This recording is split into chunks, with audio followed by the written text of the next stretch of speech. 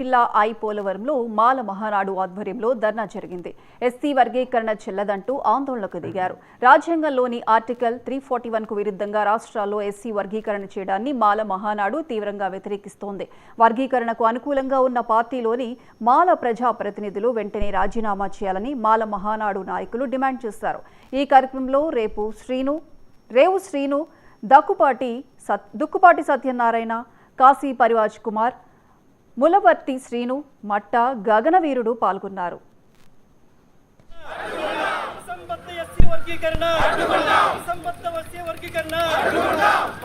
ప్రభుత్వ నిరంకుశ